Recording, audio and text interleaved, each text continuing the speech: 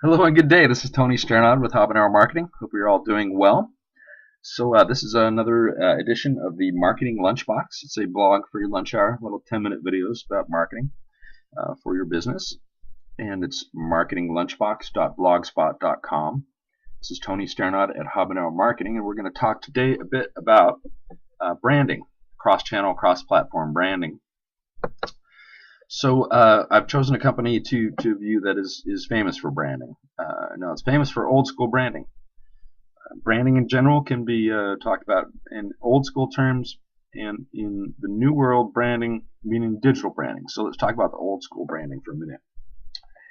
Now, a brand, if a picture is worth 1,000 words, brands are worth a lot more than that. They're very effective at communicating your company vision, your professionalism, your competitive advantage, how comfortable your clothing is, how friendly you are, etc. So that is the color scheme, the look, the font that you choose, the look and feel of your marketing materials. And this old school branding has been extremely effective at producing sales. So it's definitely something that should remain a focus of most businesses. I think a lot of businesses are getting distracted from how important branding is. So you want to spend a decent amount of time trying to find and testing the right brand to make sure that it represents exactly what you're trying to communicate about your company. Okay, so the Gap has been very effective with their old school branding, of course, and their brands are very valuable and world famous, Old Navy, etc. Okay, and today we have a few challenges in front of most of us. We want to make sure that our brand is communicated cross-channel and cross-platform, meaning that it appears in an effective way on different browsers on desktop, different operating systems and devices, different Apple or Microsoft devices for the desktop, different sizes of screens, different laptops, different sizes of laptops, different operating systems, different browsers that people use on laptop, Chrome and Firefox, and Internet Explorer, etc. And we are interested in making sure our brand is smooth through our social media and firstly, our iPad and cell phones. So let's do, and also through our social media, making sure that our brand is communicated effectively across our social media as well on these different devices. Okay, and it is a rather enormous challenge actually to get it all right. And you'll see that even the Gap, a company like the Gap, doesn't have it clean. And so it's rather a challenge, but it's, I think, very, very important way of retaining customers. See, the thing is, customers or your potential customers are not just shopping on one device or another. They're going from their desktop to their laptop to their tablet to their cell phone, back to their tablet, back to their desktop. So this is a very common experience in today's shopping world, to go from various different devices. Carrying your experience through those devices is going to be crucial to you retaining those customers and closing that business, converting it into actual customers, people that buy things from you. Okay, so let's talk a little bit about excuse me, the different browsers. So we're using we're using Chrome. Let's take a look at how this would look on Firefox. Notice it's a little different in format, less dead space on that for some reason. And on Chrome, you have these strange kind of bars going on the side. I'm not sure. That looks like this is more optimized for tablet, that kind of thing, right? All right, so in Chrome, let's take a look at the iPad emulator, or I use iPademulator.org, and chosen the iPad emulator, and this is what it would look like on your iPad. So it's very clean. Notice the same content, right? 30% off deal. Gap logo I would have more prominently placed a little bigger than that. But Shop Now button should be a little bigger. Photo might be a little bigger. I mean, the face might be a little bigger, covering a quarter of this or something. but very effective way. And notice who you're marketing to, right? Your target market is moms, particularly. So having a cute little baby is definitely not a bad idea. All right, so let's take a look at what it would look like on a tablet, on a Android tablet.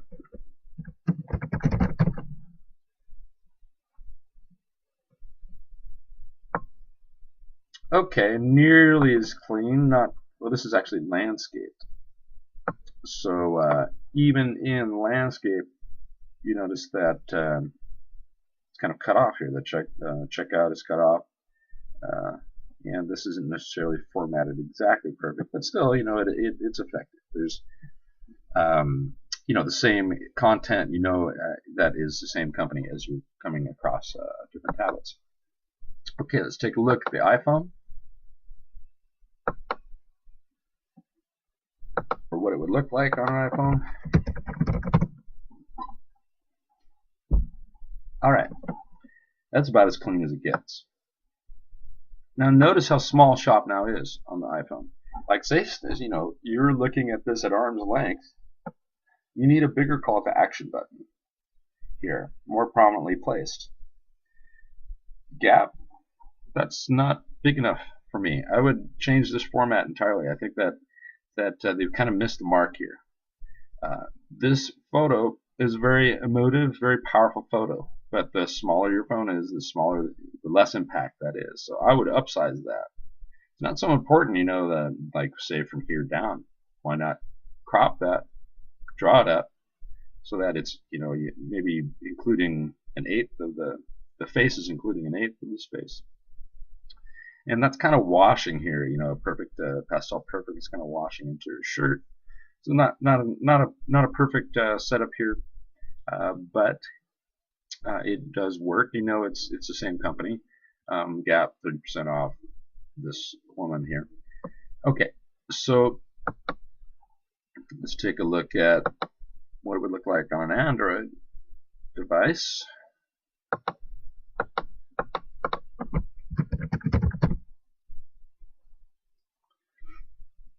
Okay. Now you want to one idea that you want to consider is that people are using these different devices in different ways. People are shopping on desktops more often than on their cell phones. People are investigating more often on their cell phones than they are on their desktops. Think about the people that are searching are basically doing three different types of searches. They're looking for information about the products and services that they want. Secondly, and a little more deeply, they're looking to compare different companies that provide those products and services. And lastly, they're looking to shop or to purchase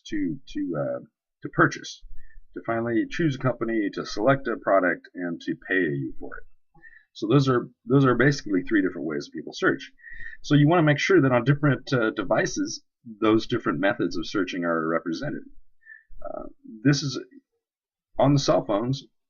It's an information gathering, typically information gathering. So you want to make sure that you have the information appropriate, right? And on the desktop, you want to make sure that they can buy it very quickly instead of giving a lot of information.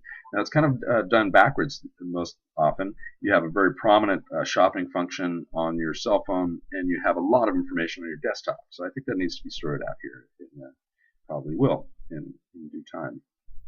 All right, so let's take a look at social media. Really quickly, we have the Gap. All right, I think this is a grand fail, if you ask me, and I'll tell you why. A lot of dead space here. This woman should be up here prominently placed. There's no 30% off.